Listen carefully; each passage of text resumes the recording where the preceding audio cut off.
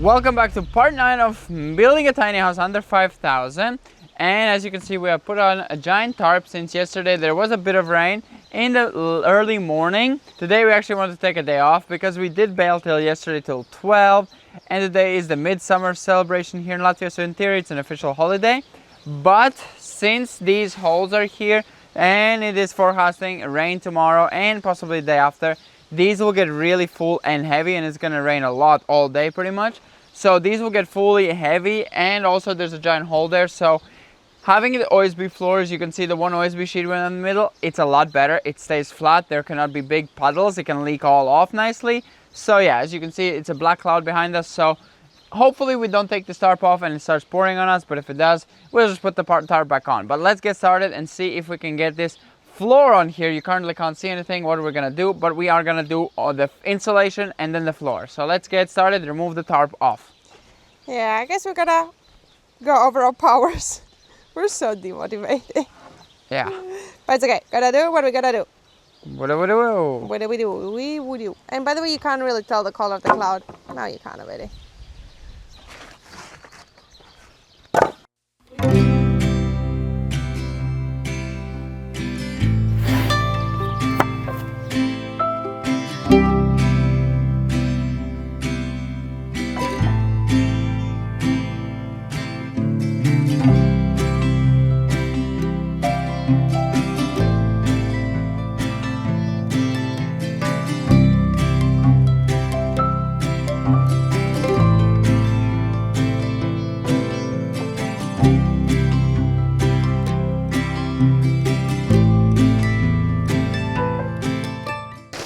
Okie dokie.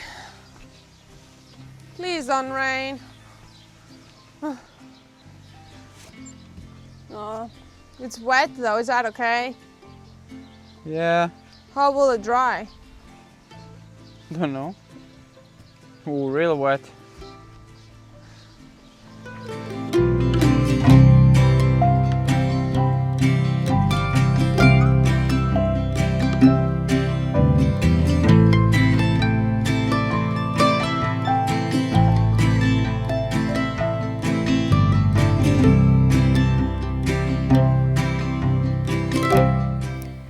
So as you can see, we decided to close it back up, and obviously not with insulation or the proper flooring, and that is because we had 3 problems. One of them was that it started to drizzle and we did not know if it's gonna turn into heavy rain. Then the second problem was that the wind barrier did get a bit wet, and I think because of the condensation, the moisture, it was quite wet, so we did not want to trap that moisture by adding the rock wool and then closing it all up with a proper flooring, so it would have to dry on a beautiful sunshiny day just to make sure that we don't trap any moisture. And the third problem was that David was not sure if he did the framing correctly. He will explain you more about it, and we will be addressing it at this video.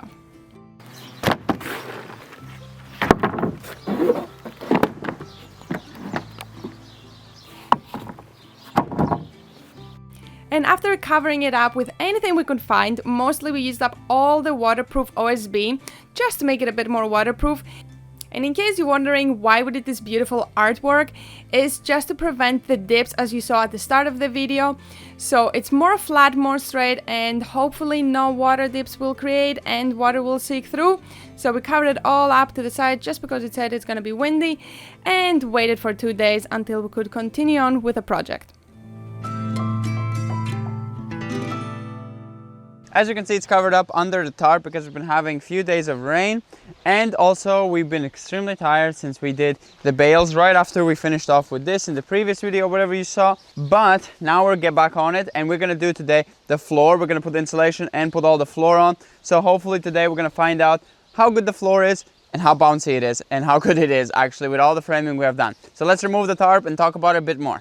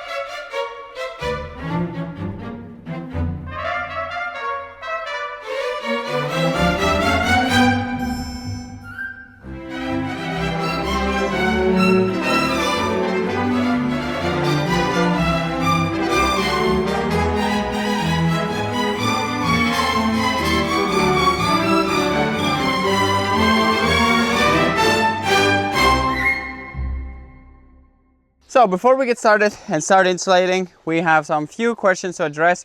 A lot of you had the concerns of the framing, and me myself as well. Of course, I had the framing a lot tighter together. I had extra framing and I had extra supports, bracing in between, or bridging as it's called, which I removed when building it just to save money, since we don't have quite a lot of this wood and it would need another 500 in lumber just to add all this extra support. But I feel like this cutting short is kind of impacting us. Also, you guys are noticing that we're kind of underdoing it a bit, and somewhere we should not have saved so much, like try to cut corners, is the framing. So we are gonna add some bracing, and I googled if you add more bridging, which is this one's here across, horizontal bridging. If you add more bridging, you can go with a bit bigger gaps. These gaps are really on, like literally over the limit just by a few centimeters. The limit is like 60 centimeters and these are like 65. So we are a tiny bit over the limit. So we could, in theory, just add some bracing, some bridging, and hopefully that's gonna solve it. We're not gonna add full-size bridging. Maybe we could add all the way in the middle, but where the plumbing is, we're gonna add just 5x10 instead of these 5x20s, just because, or in theory, actually no, we're gonna add, should we add everywhere big instead? I'm just kind of, sorry, I'm thinking while doing it. So the really dumb thing is that in my plans I had it exactly by the spec. So we have a gap of 170, and by a 2 meter gap, so we have it less by 2 meter gap, you actually can go up to 60 centimeters, which is like just literally just so short by a few centimeters, which is that one beam, one framing I added, like took off. And also these bridgings I had also in the plans in the middle. So I actually had it already planned out to be the bridging in the middle as well. But by doing it, realizing how much more wood will take just to bridge it, and just that one wood, how much it will add, I just like thought I could save a bitty and take it off, since we are kind of a bitty short on the wood for the walls and the roof. But I think we might have to just come back to it. We can't add, of course, the extra frame now. That would mean it would take the whole thing apart and cut all of these, and we would waste a lot of material, which we don't want to do. We could add in the middle between these bridges supports, but I feel like that wouldn't be adding so much as I would like them to go all the way through. So I feel like just adding the bridging here will be more than sufficient to hold this whole building all together. So we're gonna do that now, add some bridging, and yeah, we should go by original plans. My plans, they look maybe really tight together, but that is how it should be. And we should not be trying to cut corners in such thing as a floor, which you want quite sturdy and strong. We are using the thickest OSB that there is. So a lot thicker than a lot of you guys were suggesting to use. So it is not even bending on the gaps we have. So realistically it would be perfectly fine. But just to prevent it, we are gonna add the bridging, screw down the OSB, and then we're gonna really see if it is any movement in there. But let's get started and yeah, add the remaining bridges.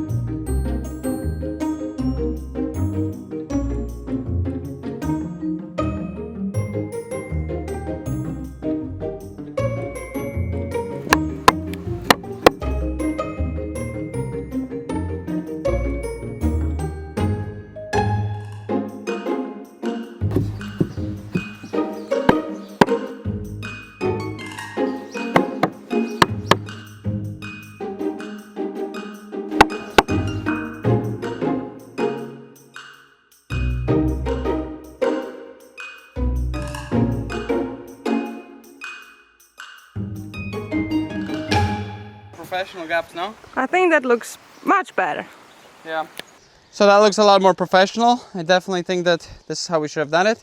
Of course, I am still annoyed that we missed out one of the beams, but I think this will solve it, and I feel like it's not flexing at all. Of course, this wood is quite nice and thick, and it does have quite a bit of strength. I had two pretty much sleepless nights just trying to figure out how to do this and how to salvage it. from the mess that I've created, but I think I'm getting it done now. Hopefully all of you are not gonna hate me too much for doing this so clumsy, but I'm trying to stay in budget because money is not unlimited, and also to build it proper as much as I can. And with the material that we're using, yeah, hopefully it's looking not that bad. So let's get on with the next row, get them all closed up so we can have it solved finally. Because yeah, this has been bothering me, and I feel like this will definitely not bend the OSB so much. This here square is not anywhere near as big. I could add some framing also this way, but yeah, budget doesn't let us also, and also I think that's overkill, not necessarily needed. So I think that definitely looks much better, much more proper. I feel like it looks more professional already just by not having those really long coffin looking gaps. So I think that's much better. So okay. Let's finish them all up. 4 more to go? How much is it? Yeah, 4 more to go. 4. Okay. Even the Stark is happy. Where are you? On the house. He's just excited for another building to sit on. I think he's a bit hot. He's like, are you gonna be done soon so I can stand in it? Yeah, I need another building. So I can poop down your roof? Realistically, he could sit on the other end, and that is a shadow, so.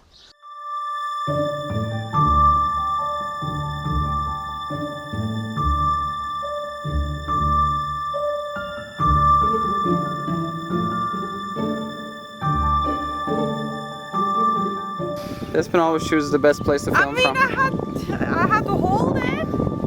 I don't think you had to. Could have let it fall. Ugh. It's itchy, no? I love it.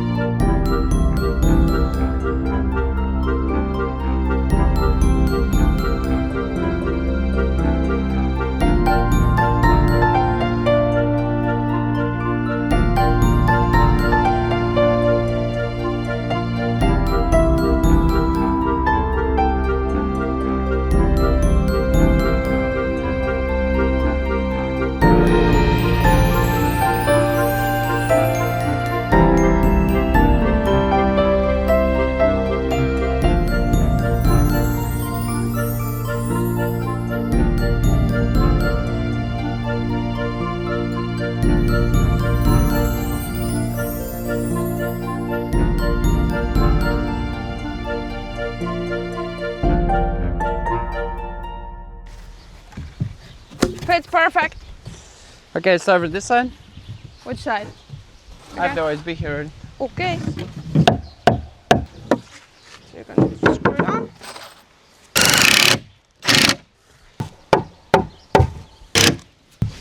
Just Okay. Yeah. Horsefly on my back. Horsefly or Oh. Dunders? Yeah, well, in English, it's called the thing a horsefly. I don't Is think it? it's a dund. Yeah, it is a horsefly, no? Maybe. I think horseflies is the big flies that don't bite. No, That's I think horsefly is the one that bites. Maybe. That's how we call it in Greece. Horsefly, and it bites. What would you call a fly a horsefly? Because it attacks horses. I'm not a horse. Almost. What? The way we work. Oh, yeah. Okay, then I take that compliment of being a horse. That's what my point was. Thought I was just calling you ugly. Horses are not ugly.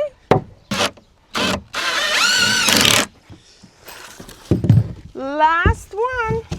I think it definitely looks much better. Like, actually, how I also Would have imagined it. Yeah. what I imagined. That's what by it your was in the plan. plans. Yeah. Okay, knock that. That's good. Perfect. So as you can see, we're done with all the bridging, all the bracing. It is all in place. It looks definitely a lot more professional, a lot better. And now we're gonna put some in between here just to support these two together so this one cannot flex downwards, and also to kind of hook all of this together. So we're gonna put 3 in this one gap because we have so many cutaways from the ends. So we can afford just to put a lot of in here, and also maybe on the end ones as well, 1 in between, just so that we add a lot more support on these edges, because this is where the OSB will sit on, and the walls, so we have a lot more support. I feel like that's going to be worth the time and effort to put it in. So let's put that, and I think that I'm going to be done with this framing for the bottom. Do I mark it? Does it look nice? So that's the middle. And half of that, which is 40.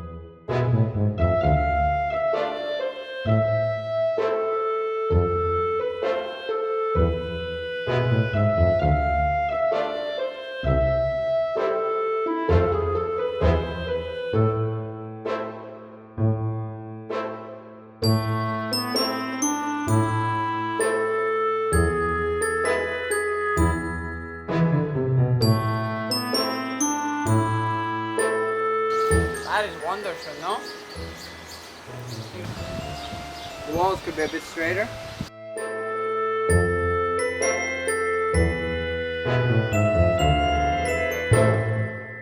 So as you can see, we are done, and today is a really hot day, so we've been sweating, but we got it finished. And I am much more confident, much more happier with the framing that we have now. It definitely feels better, and I hope that you guys also are much more appreciating and happy that we listened to your comments and we went ahead and did it much more sturdier. So I feel like now the wall framing all around is much stronger as well. I haven't seen the comments on that yet because that video is not out yet, but I'm pretty sure not a lot of you are gonna like that we used the 10x5 instead of the full-size wood.